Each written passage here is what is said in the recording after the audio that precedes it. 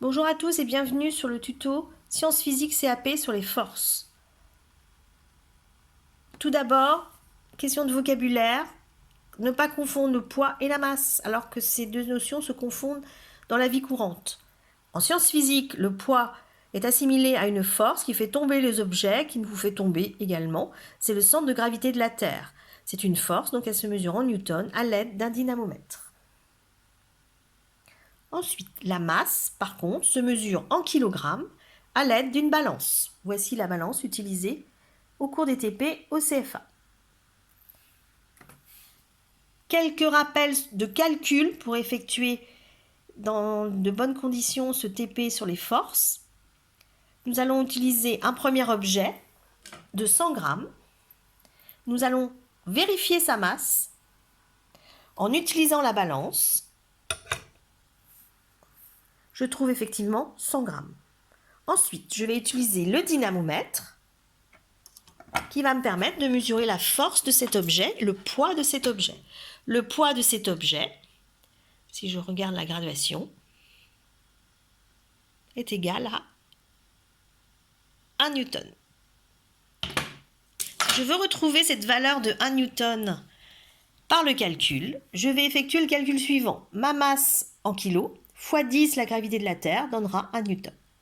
Je peux refaire un autre exemple à partir d'un deuxième objet de 200 grammes. Là aussi, je vérifie la masse de l'objet grâce à la balance. Je vérifie le poids de l'objet grâce au dynamomètre. Donc, je soulève l'objet. Je lis sur la graduation 2 newton. Je peux vérifier par calcul cette valeur de 2 newtons. De la même manière, 0,200 kg fois 10 la gravité de la Terre donnera 2 newtons. Là aussi, maîtriser la différence entre poids et masse, maîtriser les calculs sont indispensables pour la bonne exécution des TP sur les forces.